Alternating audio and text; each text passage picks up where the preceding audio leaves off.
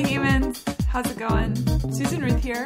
Thanks for listening to another episode of Hey Human Podcast. On this episode, I had a conversation with Ahmed Evans. He is a deep sea salvager diver person.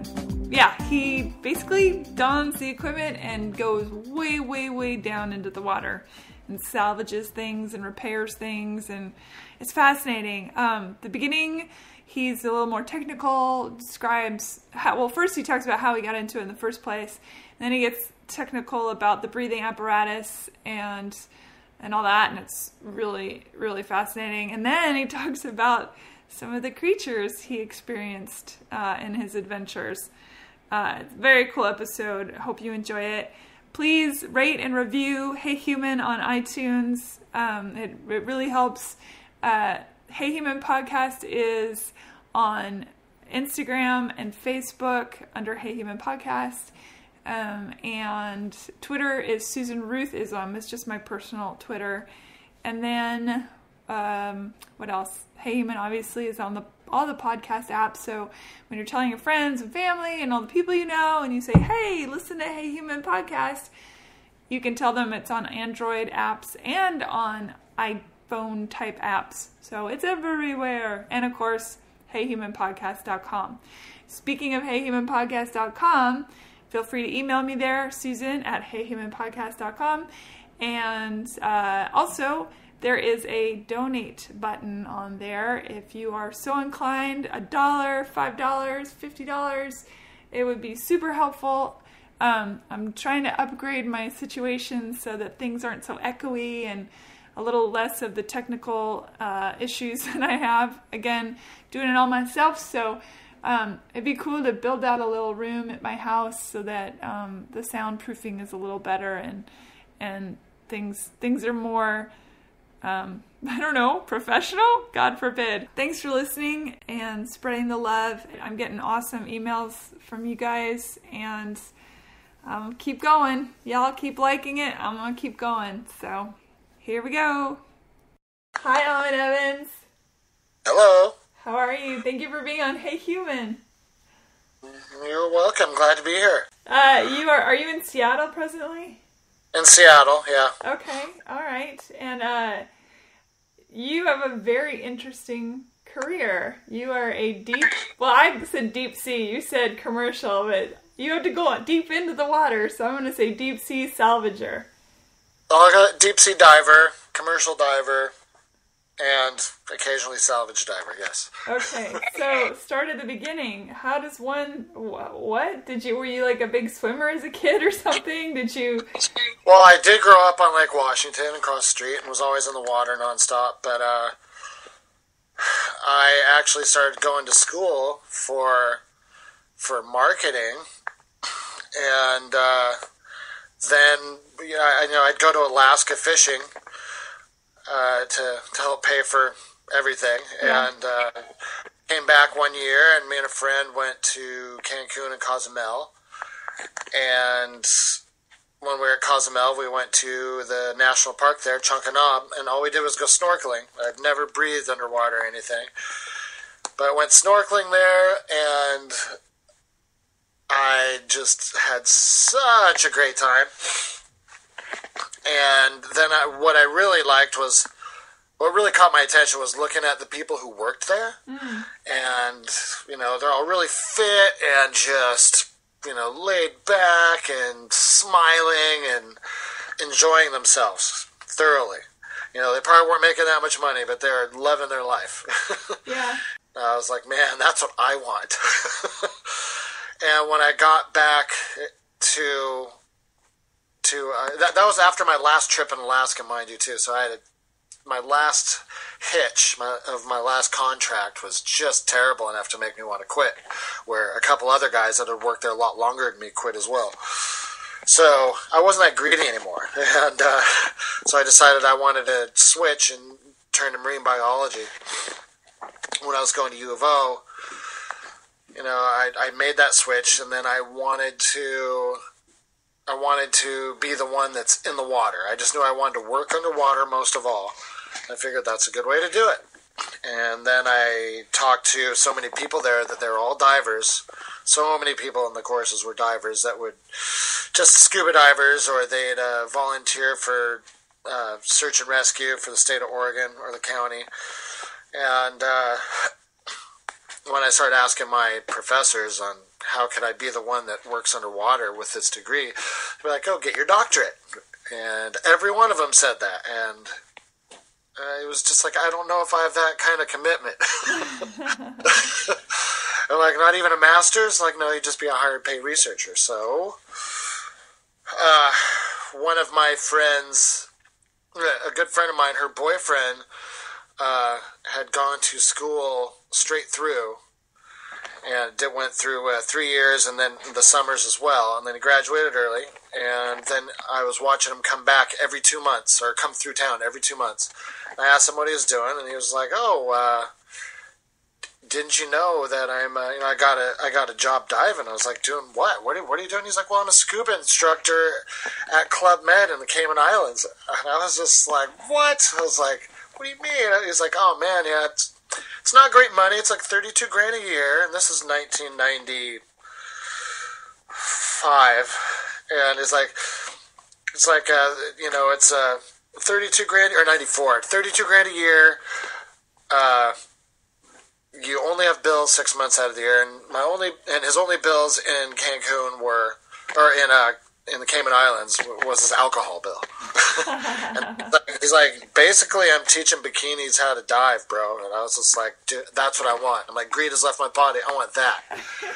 And then, so I was determined to get just that. You replaced one deadly sin with another, from greed to yeah.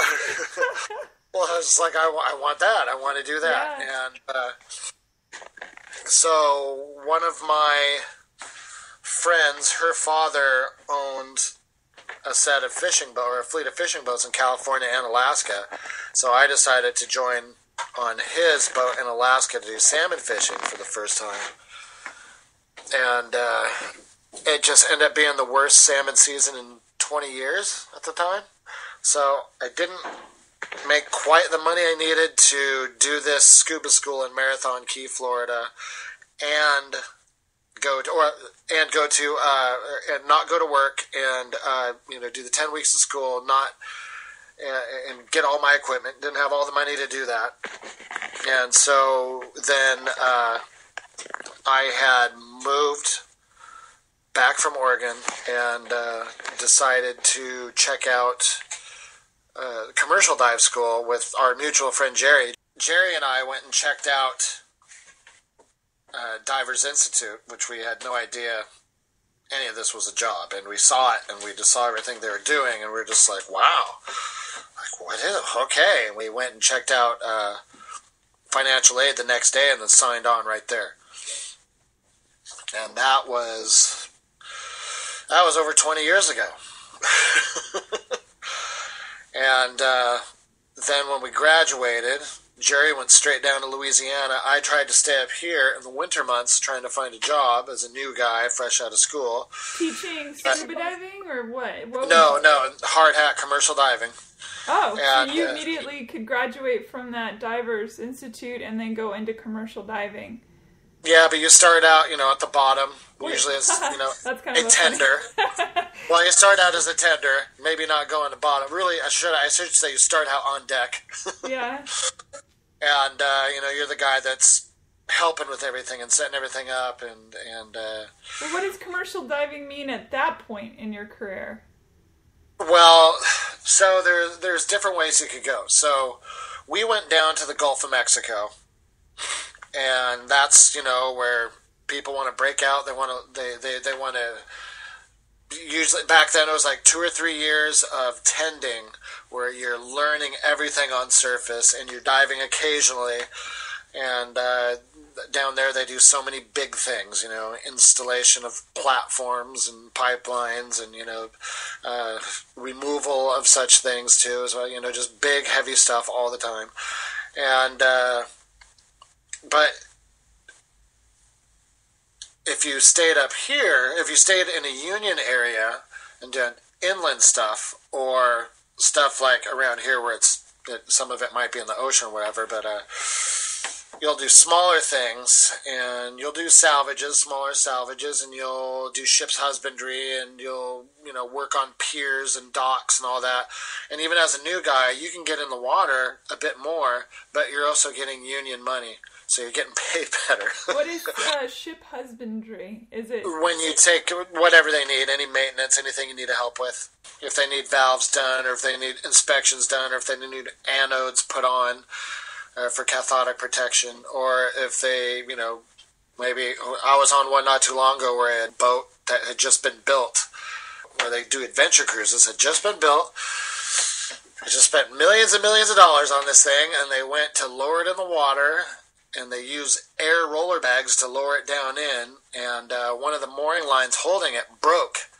So one side, actually the back end dipped down fast and hit bottom on the way down, on the way into the water, and bent their wheels up, bent their propellers up, and so and the rudders. So we had to go remove the rudders and remove the wheels. And this is stuff where you literally have to go underwater, pull it all apart, and rebuild it while it's in the water? Well, they were probably just going to pull it back out and dry dock it, because there's no way the Coast Guard would have cleared them to go if they just put new wheels on and went back, because you'd have to check the shaft too. If the shaft's off just a little bit, it could destroy the boat. We do everything in the water, so especially Gulf of Mexico is a lot different because you're diving deep depths all the time, and you're with Coast Guard approval, you can go past 300 feet with surface diving. So surface diving meaning you leave the surface, you go down and work, and then you decompress, come back up, and get out and go into a chamber and decompress more. So you can go up to 300 feet, and then you could even go past that with Coast Guard approval, like only like 40 or 50 feet past that. But normally, because you would smush down there, your lungs would. No. It's just because the dangers of decompression. So when you're going, say, past usually 160 feet is when companies will switch to diving heliox, which is, it depends on how deep you are, but the mixture is usually 14% oxygen, or sometimes 16%, but they get it lower because oxygen is toxic. The deeper you go, with the more pressure, with the more partial pressure in the oxygen, it becomes toxic. But so does nitrogen doesn't become toxic. It makes you really high. So they take the nitrogen out of the air, and they put helium in. So you're breathing helium and oxygen mixed together. Whoa! So you're talking like this? Yes, you are. You are talking like that. And they have radios that kind of descramble it and kind of gets it a little lower. It's still hard to understand until you're used to it. Most people you can understand after a while. But, if you're diving deep air, just picture yourself at the dentist getting gassed. That's what it's like. And I've never had that. Oh, I've seen guys. Have you ever had whippets? That's what it's like. I have done that. I've seen guys that were 20-year divers be down at like 160 feet or whatever, and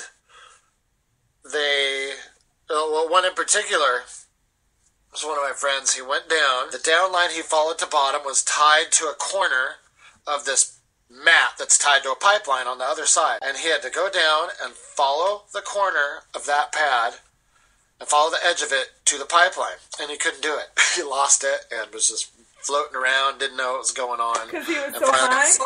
Yeah, and finally he's just like, they call it being narked. So it's like, oh man, I'm narked. So it's called nitrogen narcosis. So yeah, it was like, yeah, narked, pull me up. And it wastes a dive, but it can also hurt. I mean, you can also put yourself in danger. So that's the nitrogen hitting your brain cells? Yeah. And once you pass 99 feet, the deeper you go, the stronger it'll get. Oh. So what do you do with somebody like that? How do you protect them? You pull them out of the water. Okay. All right, so you and Jerry went your separate ways after you... Well, no, we both ended up down in the Gulf of Mexico. Oh, okay. And there I stayed for 14 years working strictly in Gulf companies. Doing pipeline? Oil field support. So was it scary? I mean, those things can blow up and stuff, right? Oh, not really. I mean, the thing, how divers die usually when something's blowing up is either because something is under pressure and hasn't been isolated and it's energized, as you say, and maybe you're supposed to be cutting into it or whatever, and then you get a big surprise. But another one, probably the most common one, is by burning underwater. So cutting underwater using a torch, cutting steel or concrete. It is, using a Broco torch. It burns underwater at about 12,000 degrees. So... Okay, stop right there. How do you make a flame underwater? Electricity and oxygen and a spark. Ah. So you have a hose and an electrode taped together coming to a torch. And the oxygen hose goes into the torch head, and so does the electrode, but then you put a Broco rod, which is hollow on the inside with these little magnesium strips coming out, and it's basically it's a alloy around the as the tube holding everything in, and you put that into a little receptor that is connected to the electricity. And you tighten it down, and then in the center, oxygen, you hold down the oxygen, it starts blowing out, and then you tell them to make it hot, so they electrify the electrode, and you hit what you're going on, clean piece of metal, and it'll spark. You have ground in the water somewhere, so there's somewhere for it to make a complete current to, and when you strike that arc, it creates a hot spark, and the oxygen will catch it, and then it'll just burn the steel underwater. But the problem with that is when it burns that hot, you're burning water, and you end up separating it. So you get hydrogen and oxygen separated, and so then you get hydrogen pockets. If you have not burned out a vent hole or made sure there's some way for your gas to escape above you, where on the object you're burning on, then hydrogen can collect and start getting lower and lower to that flame, and when it hits the flame, it'll explode like a bomb. Holy crap!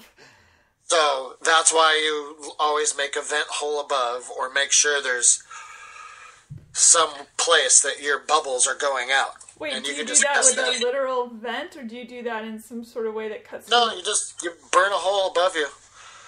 You can burn a hole above you, a slit above you, a hole. In the water. In the water. I'm trying to wrap my brain around that. You take the torch, you go above you, you make a slit in the water, and you make a slit in what you're burning on, what you're going to cut. So if you're cutting a platform leg, you go above it a few feet, and where you're going to cut, and you make a hole.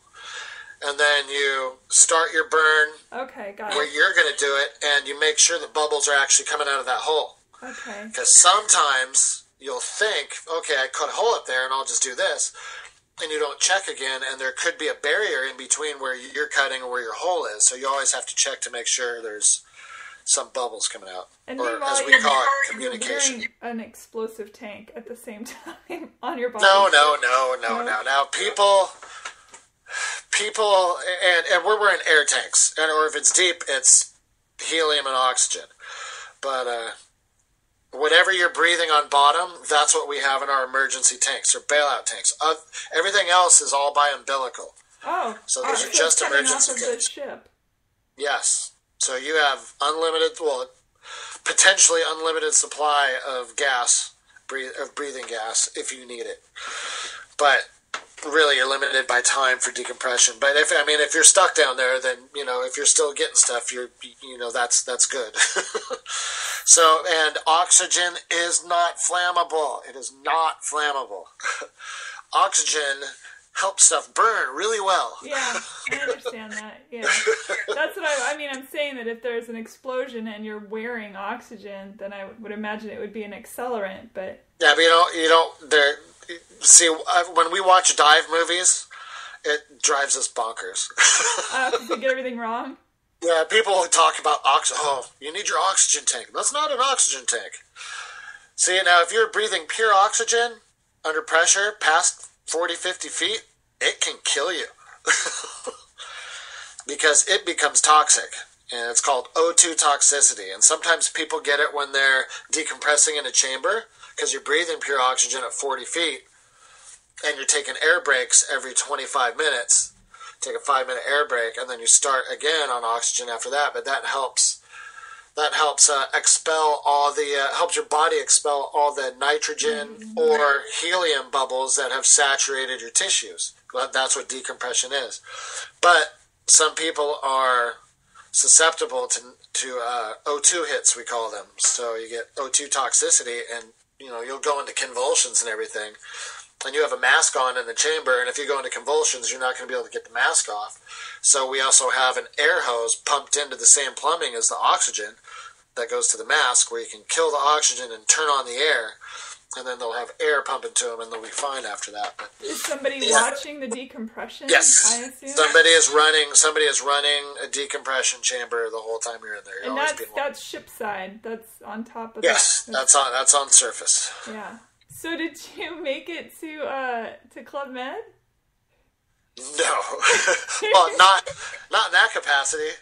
But I mean, you never got to teach. I did make it to Club Med, and funny thing is, I didn't even scuba dive there. I went snorkeling. I ended up going out to Stingray Island, Cayman Island, Grand Cayman, and that was awesome. Yeah. That was one of my favorite experiences in the water as well. Really? Snorkeling and having a large stingray try and suck the hairs off my chest, thinking it was food.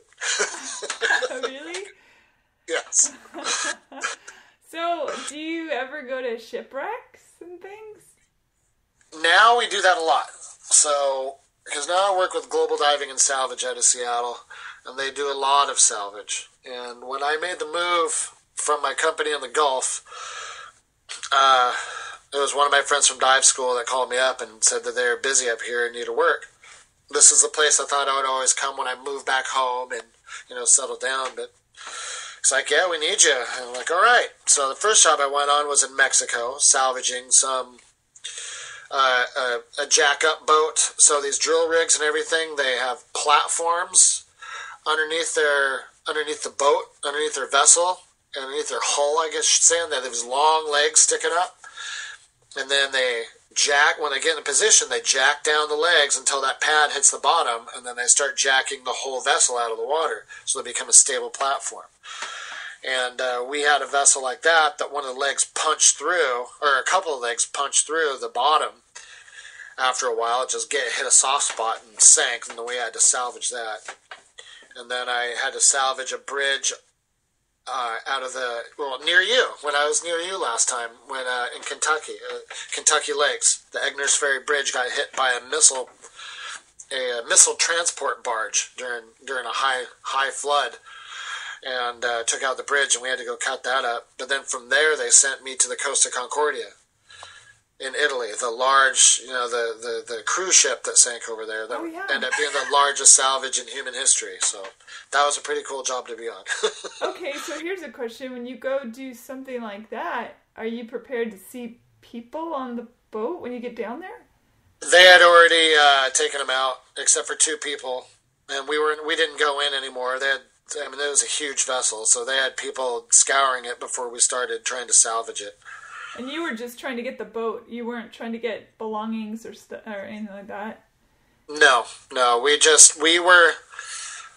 The boat was sitting on the side of Giglio Island, and it's maybe like a 35, 38 degree grade of granite underneath, so it was pretty steep going down, and this thing was laying on its side, and we couldn't cut it up in big pieces and take it away because it was a marine preserve, and there was a lot of endangered species there.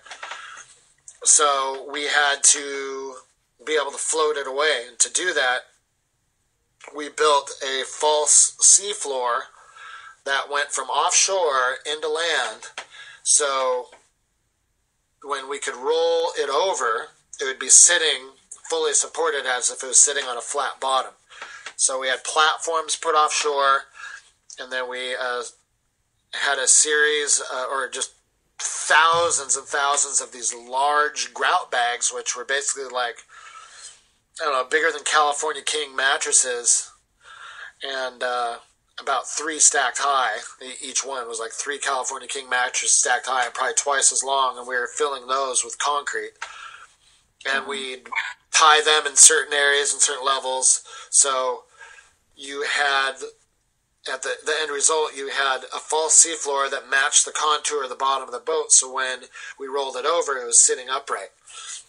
Wow. And while it was still on its side, they basically put water wings all down one side of the vessel, and then they parbuckled it, or they rolled it over, and then it was sitting up, and then they put water wings on the other side, and then they dewatered those, and it floated up, and they towed it away. Oh, that's so cool. How long does something like that take? That took just about a year and about $2.2 billion. Whoa, who pays for that? The cruise ship line, or? No, it was partly Italy paid for it, and probably the EU a little bit, and Lloyd's of London. Oh, insurance. Yeah. Wow. I bet the insurance policies on those things are insane. Yeah, well, that was a little different because of where it happened. Because a lot of times when big ships like that happen, you can just, if it's near land, you can just cut them up and drag the pieces away. Because when I was in Santorini in 2011, the caldera, the big, have you been there? So it's called the caldera. I'm probably pronouncing it a little wrong, but it's the big, basically, cup. And in that cup, along the land, is a cruise ship that sank a few years before. And it's still there, apparently. If it's not going to threaten anything, we'll get it away. Or they can leave it, but... So if the hull isn't breached, if the oil doesn't come out, gasoline, well, whatever? really, I mean, it just depends on the cost. Yeah. If it's going to be out of the way or whatever, you can go in and defuel stuff without taking the boat away. And it won't hurt the environment? Not as much. I mean, you're still going to have stuff rusting and, falling and whatever, but it also turns into reef as well. But, Giglio is a small island with 800 permanent residents, and it's a beautiful little Tuscan island and a big tourist spot for Italians. And this thing was sitting right by the main harbor, and you see it when you come in with the ferry. And it was a fantastic island, but they wanted it gone, and they wanted us gone. Even though we brought them a lot of money, they still wanted us gone, most of them. We had over 400 people there at all times for over a year. Did you learn Italian? Not really. I just learned how to say some things, but the food was phenomenal. Oh, yeah. And gelato, even if we didn't eat on land, if we just ate on the barge and we still went to land, we would make sure we had gelato every single time. Yeah, so good. So good. I read somewhere that there's about 3 million shipwrecks in the world. It could be. I mean, so now that I'm in Seattle, I moved here to spend more time with the family because, we moved to Japan, and that was for me to spend more time at home. But then Costa Concordia happened, and then I also went on this job in northern BC near Prince Rupert when we took oil out of the Brigadier General M.G. Zelensky. It was a 1946 Army transport. Well, in 1946, it was an Army transport that sank, and it was a boat from like 1903 or 1913 or something like that. But it sank in a storm. All the people survived somehow, and this place was in the middle of nowhere. So back then, it's amazing everyone survived. But it was perfectly capsized, sitting on this ledge where the deck of this boat was probably at about 140 feet, and the hull, so the top of it was only up at 90 feet when it was, a low or a high tide. And then part of it was hanging off that ledge, and below that ledge, it goes down to like 400 feet. And we had really big currents, really big tidal exchanges, lots of logs and trees. and stuff floating around, and really bad currents, so we'd only be able to dive once in a while. But we had this huge support team there because this was a big political thing. This whole event was a big political thing to get the oil out of there, even though it's been there for 70 years. But I guess an oil company had built a receiving and pumping station in the middle of nowhere in this beautiful untouched land for a pipeline that hadn't even been approved yet. So everybody, all the First Nations people were rather upset. All the local fishermen were rather upset. And just people who live there didn't want something like the Exxon Valdez happening there. So Sure. The Canadian government spent $50 million on this whole production. Where I think our contractor's bid was like $6.8 million, and all this money went to do everything else. But they also had us, we're in the middle of nowhere, so they had to stay in these floating fishing lodges where people normally pay like $4,000 for 3 nights, and we were there and using their chefs, staying in their rooms, and it was fantastic. Wow. It was probably my favorite job. I liked it more than the Italian job. So how many of you are there in a job like that? How many of people like you that have your there? skill set? We probably had about 8 or 9 people per shift total. And like the Costa Concordia, we were a subcontractor, and there were 3 other dive teams or 3 dive teams on shift. So there were 2 shifts. So we had 6 dive teams consisting of 12 people each. So yeah, we had 72 divers out there. And you have to keep rotating it out so nobody gets sick, right? Yeah, well, so you can keep diving while people are decompressing. You can get another guy in the water and he dives. What's decompression feel like? Nothing. Okay. It feels boring. It's just boring. It shouldn't feel like anything. If you end up feeling something when you're coming up, then something's wrong, and you have to go back in for a lot longer. Have you had that experience? I have. One time, I got bent in my shoulder. I got a bubble in my shoulder. They call it the bends. It's decompression sickness, but you say you take a hit, or you got bent by taking a hit in my shoulder, and I thought I thought I had just stretched something, that I pulled something, and I kept trying to stretch it out and kind of go away, and this is after my dive, after my decompression. And it started hurting a little more later on. I was like, God, what is that? And then, by the time I went to bed, it started hurting a lot more. And I was like, man, what is this? Could this be a bend? I don't know. I'll drink a bunch of coffee and take a bunch of ibuprofen, thin my blood, in case there is a bubble, maybe I could get it out of there. And then I woke up a couple hours into my sleep, and I didn't know why until I moved my arm, and I was just in such pain. So I knew I was going to go spend a lot of time in a chamber, so I got up, charged my Kindle, or plugged it in, because I had a couple movies on it, and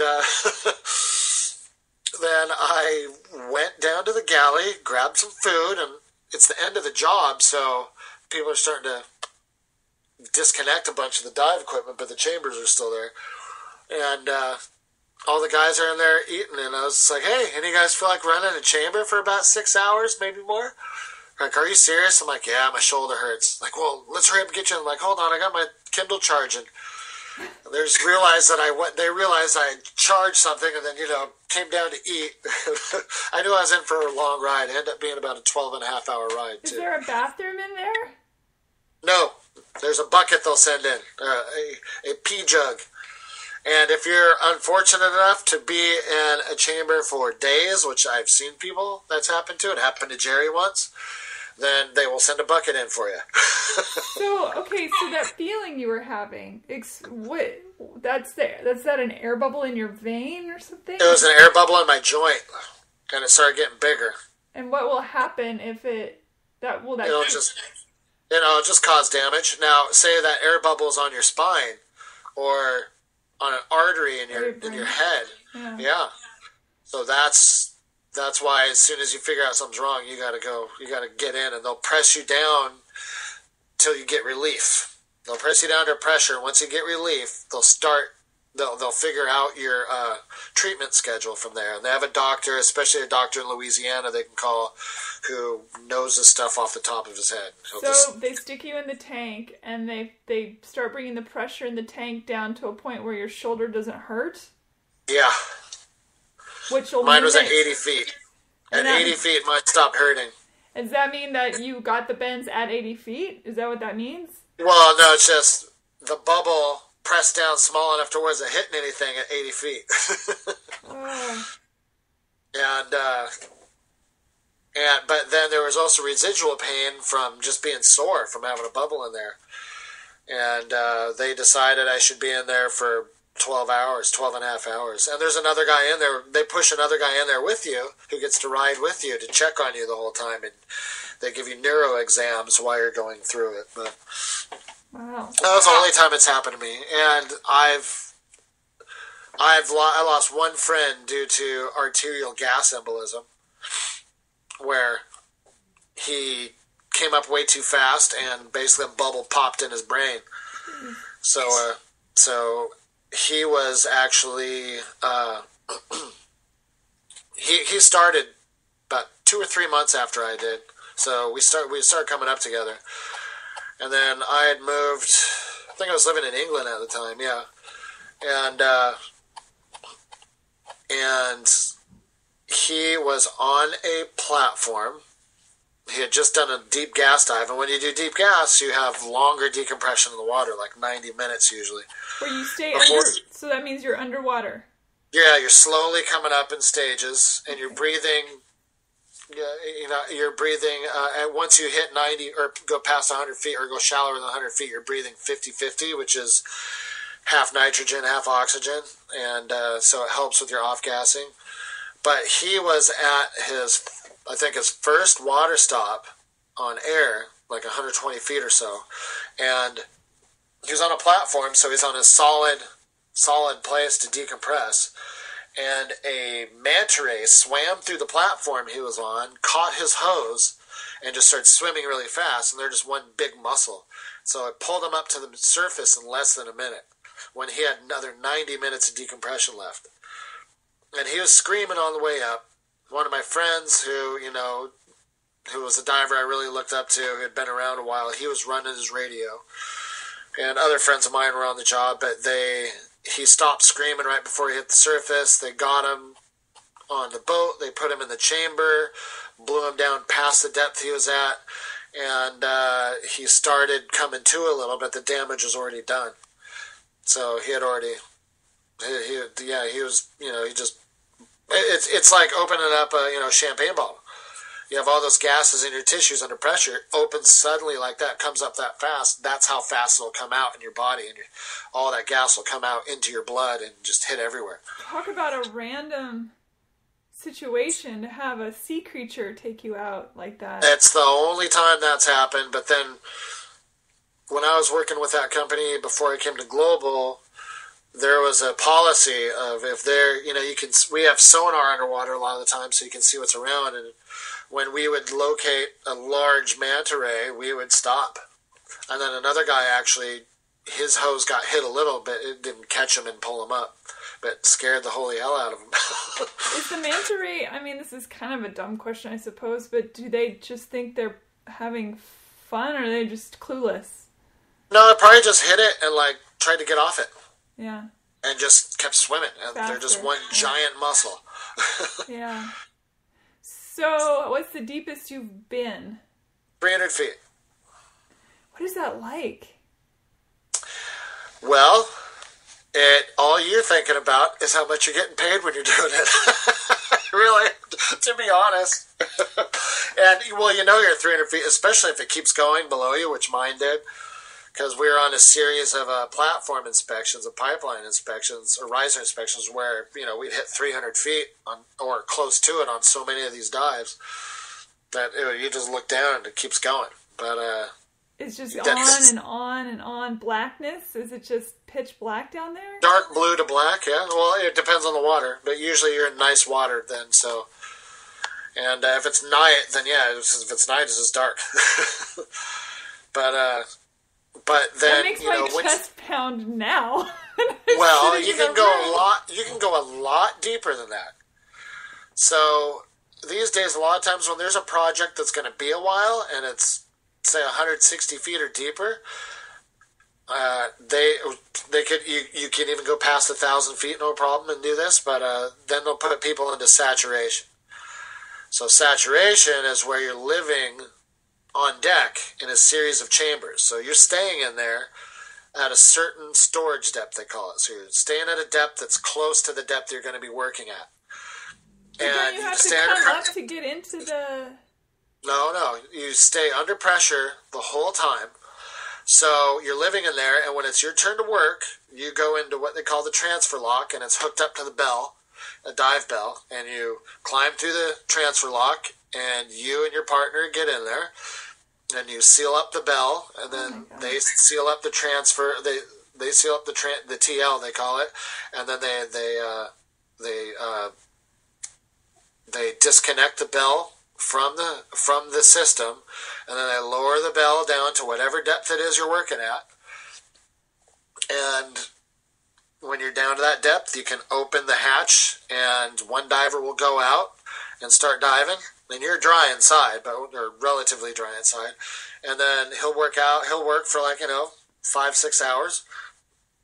And then he comes back in, and then the next guy, he gets dressed, he goes out and works for another 5 or 6 hours. They come up, they lock back into the bell, they climb out, 2 new guys get in. And by doing that, you're getting, out of about a 12 to 13 hour round trip, you're getting 10, 12 hours of work. Wow, it's fascinating. Out of these 2 guys. And so it saves money, even though you're paying them a lot more money, but you get a lot more work done. It sounds like being in space. It is. It is like being in space, because, it's just like that. Are you... Now, I know that Oceaneering, when I worked there, they had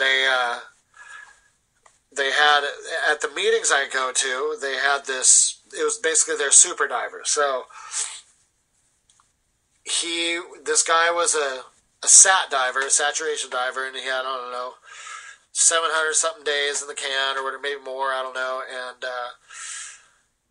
And he decided to go get his PhD, and Oceaneering works with NASA. They make all the tools for NASA and everything. Well, once he got his education, he got into the space program, and then he became an astronaut. So you have there would be a picture of this guy working underwater really deep somewhere, like 700 feet underwater, and a little side shot of him. And then above it, there was a picture of him almost in the same position, but working at the end of the space shuttle arm, working on a satellite. So, yeah, it was pretty neat. That is so cool. Okay, so what is the scariest... Wait, there was another question I had. Are you extra strong underwater? I've always wondered that. Well, if you're asking me, I work out all the time, and it makes your job a lot easier. But I mean, being underwater, are you able to lift something underwater better than, say, you could lift it on land? It seems like a dumb question, but I'm not sure how gravity works. Some things will have more buoyancy. Heavy things that aren't really buoyant, it's still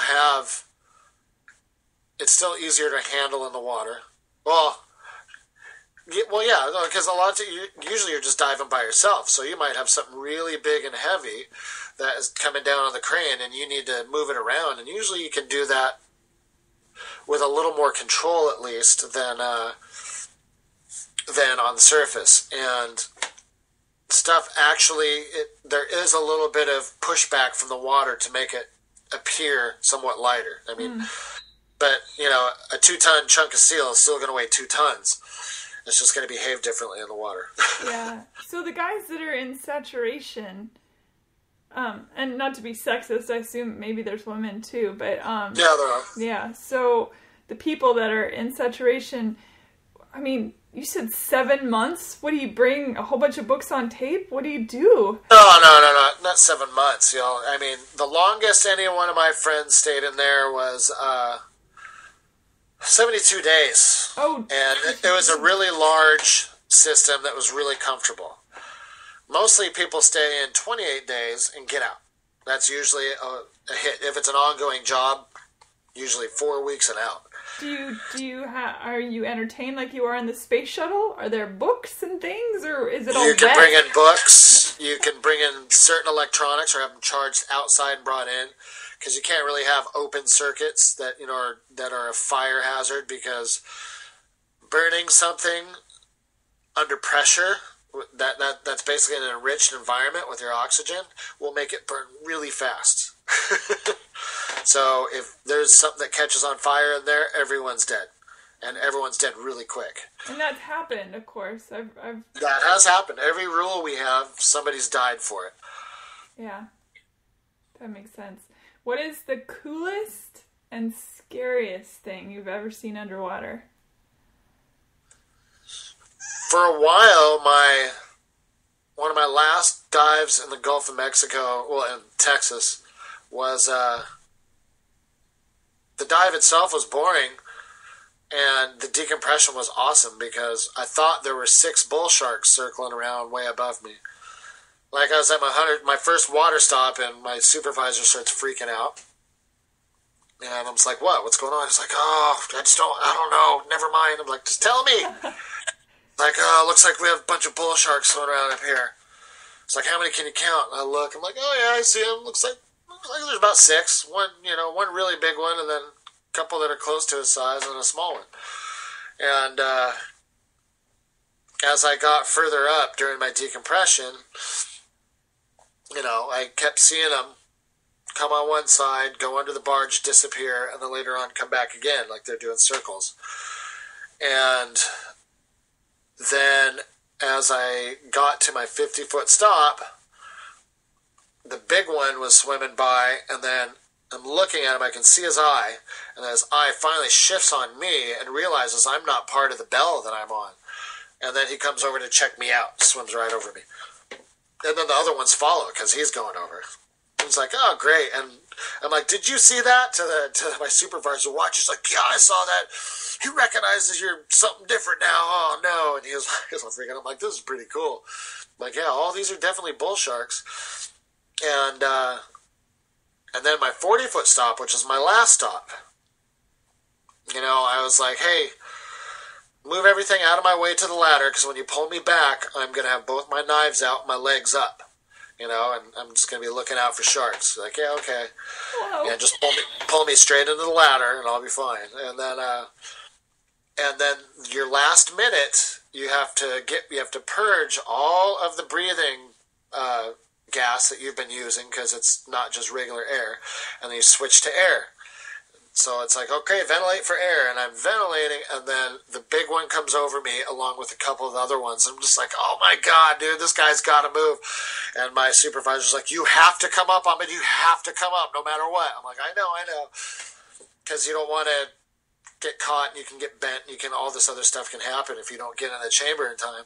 And so he swam over me, and finally he went away. As soon as he turned away, I had to come up and make it to the ladder. I go get in the chamber, and then I have like 3 hours in the chamber decompression.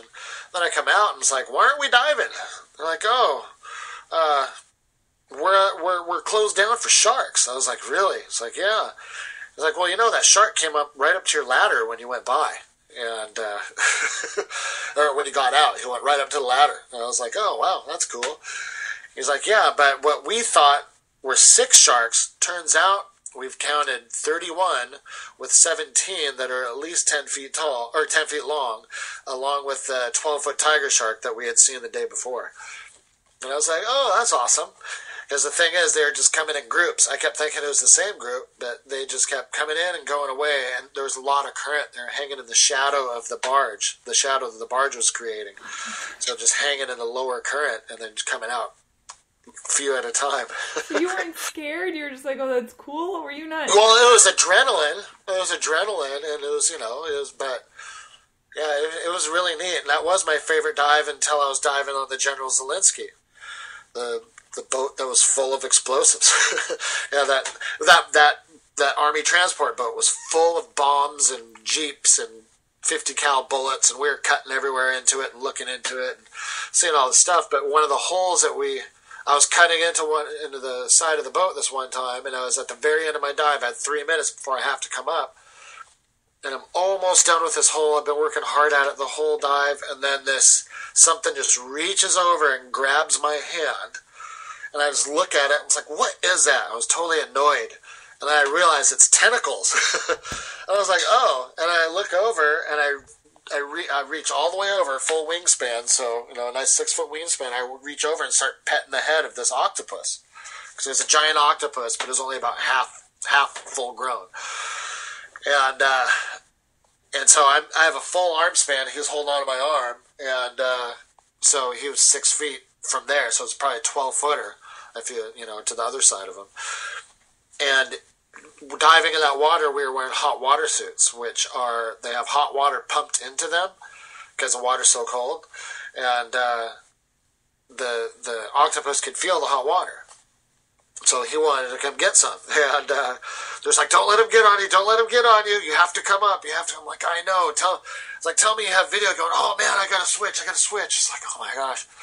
And then I'm like, oh, I got my GoPro. And my GoPro was dead. I only caught half a glimpse of it. It's like, oh, my GoPro's dead. I'm like, you got to come up now. I'm like, okay. And so I came up the top of the boat, and I squeeze at the bottom of their tentacles, and they'll let go at the base of their legs. And so I keep having to do that to keep them off me. I'm starting to go back over the hull of the boat, and we have all these little ports sticking out of the hole that we had installed to pump oil out. My hose got caught on one of them, and he had followed me up, and he was now on top of my hose. And when I went to pull it off, it kind of got taut and hit underneath him, and then he spread out like a star, and it was so cool. And I was like, cool, like, tell me you got that on video. Oh, I forgot to press record. I was like, you are killing me.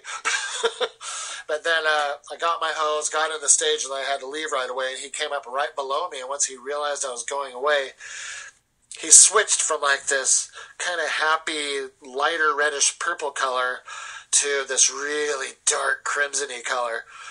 Just like he got mad. But I was like, did you see that? I was like, yeah, I think you pissed him off for leaving. But that was my most enjoyable dive right there. I loved that. That's so wild. It's crazy. Well, an octopus, they're super smart, right? So yes. I feel like he probably had a concept of what you were. Yeah, and he just wanted the heat from us. Well, he also, the same octopus also cost the project a lot of money, because when we were exploring one of the holes we cut and seeing what was inside and seeing if there was oil or whatever, we put in one of our little ROVs in there. This thing's the remote operated vehicles. So this thing's only, I don't know, it's like the size of like a small cooler. So, like a 16-can cooler. It's this little teeny thing that swims around, but we went in there. It has camera and lights, and they had it going through, and then all of a sudden you see tentacles grab it and pull it to the side.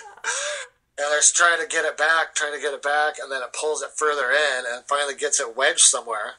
And we tried for hours to try and get this thing out, and finally we had to get the okay and cut the cable, because we had to order another one, because we were just stuck on it, because we couldn't stay connected to the boat with all the tides and everything. So we ended up having to cut it, get a new one. Those things, it's like $25,000 for one, but then we had to get another one up there, and just to get that delivered where we were in a day was $17,000. Just for the delivery. But yeah, so he saw something coming into his place, and he put it down to where he wanted it. It's so funny. And now he's just uploading like Skype or something. There's probably an octopus channel.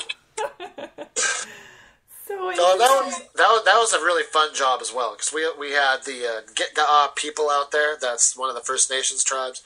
His president would come out, and we had Discovery Canada for one of their little adventure shows. I can't remember what it is. It's a weekly show they have, but we were on that too, and we did really well. We didn't have any big spills or anything. What's the one place you'd like to go that you haven't been to yet? Like Palau. Where? Palau. Oh. That's a no-brainer. And why? Because it's one of the most untouched marine preserves on this planet. And when we lived in Japan, we had planned on going there. We just didn't plan on moving back as soon as we did. Right. Are your kids into diving? Do they want to get into it? I've put my son in my helmet. He's dove my helmet before when we lived in Texas when he was like 4 or 5, probably 4, I think. Yeah, but I don't know. They're into whatever. My daughter's into gymnastics, and Mako's into soccer and flag football and ultimate frisbee and basketball. Yeah. He is a shark, so I hope he dives. Since he's Mako, you know. Yeah, that's right. That's so my cool. daughter's Monica Coral. Really? Yep. Oh, that's so cool. Have you ever been able to bring anything back to keep, or do they make you turn everything over? I have a lot of really nice shells that I collect on the Gulf of Mexico. When I was in the Costa Concordia, I collected a plastic dessert dish that is totally nondescript and worthless, but it is from the Concordia. And the General Zelensky, I collected some old soda bottle that I keep. I don't know. Yeah, just little trinkets for myself, really. Nothing, nothing really nice or special. Sure. And we look around, but some things we're not supposed to touch, so we can't. Yeah. So, okay, the octopus is the weirdest. No aliens underwater, huh? You know I want to know about aliens underwater. I haven't seen any abyss creatures yet. No. Did you like that movie? Still looking. Well, that came out... What year did that come out? I don't know, forever. I loved that movie. I cried, of course. So, that was a big movie we'd all watch, and, there's big problems that we'd all have with it, with decompression or lack of decompression, and living in a facility like that underwater is just ridiculous. It could be so expensive. I always wondered about that pink stuff they were breathing. Was that real stuff? That is not real stuff. Okay, so we heard they probably have something like that they've been working on, but people don't use that. Yeah. God, it's all so fascinating. I hope I haven't forgotten something. Is there anything I'm forgetting that you might just toss out there that you think is good knowledge? Well, so most of the stuff we've talked about are the larger projects. Now that I live in Seattle, I do a lot of the local ones, especially since I try and stay closer to home because of my mother being sick. So we do stuff in Saudi Arabia too, and I was supposed to go there this summer, but it got canceled. And but I've stayed close because of that. But now it's local stuff, so get called. I can get called right now and say, "Oh, the ship sank. Need to go defuel it, or need to do this." So we do a lot of emergency response. I don't know if you heard on the news. Maybe I don't know if it showed nationwide, but like a plane crashed outside Alki Beach last week. Wow. And everyone lived. They just landed. They had an emergency land in the water and went to shore. And then we went out and plucked it out the next day. And, there's so many boats that sink around here, so we do a lot of salvage that way. Isn't the Lake Washington, I remember growing up, that my parents used to talk about how many planes and ships were in Lake Washington. It's one of... Well, there was old stuff from like World War II and, and planes crashing in there when, training and stuff. Because I know not too far back, they found some World War II planes in there, I'm pretty sure. And, but, there's also supposed to be Lake Forest Park. It's supposed to be an actual forest of some sort down there, like a petrified forest. That's what I hear. I've never been there, so. Yeah, but we do a lot of local stuff. So we support, the rebuilding of the waterfront here. I've worked on that a bunch of times, and some dive companies are actually helping with they were helping with Bertha, with the tunnel, because they are actually under pressure down there, so they have to somewhat decompress when they come out. Oh, interesting. Well, decompression used to be known, or decompression sickness used to be known as Caisson's disease. which they learned from people working on the caissons for the Brooklyn Bridge. So they have these caissons that go all the way down to the river bottom, and people are working in the dry down there, but they're still under pressure and they don't realize it. And so they would just come up, no decompression, and a lot of people would get bent, basically. They call it caissons disease. So that was like the first real knowledge gatherer for modern decompression was the Brooklyn Bridge, where people weren't even diving. Wow. And so with Bertha, people are underground and underwater, but they're not in the water. They're just in air, but they're at a higher pressure down there, so they make sure they decompress somewhere. I mean, it's not that much of a pressure, but so I have divers who were running the chambers as those guys were coming out. That's so fascinating. I never would have thought of that. So you have to be careful not to fly and stuff after doing all that, right? Absolutely, yeah. Or I've even been on jobs. So last year I was in Northern California, and we're working on the dams up in the Sierra Nevadas. So it's working up at 5,000 feet, and you'd have to be careful. We'd have to be careful of if we're working lower and staying higher. We'd have to watch the times to make sure it was safe for the guys who were diving that day to go back up to the upper elevation. So, because we drive down from the town we were staying at to go work on this dam, and we'd have to watch. You'd have to make. We were basically having really short bottom times, because if you were in the water too long, you have a lot longer decompression, and then you have to go up to the town. You still have to do a certain amount of time before you could leave, so you'd be sitting there for hours waiting to go. So crazy. That was my first time experiencing that. Yeah. But it's like, we can't put a diver in past this time, or otherwise we'll be sitting here all night.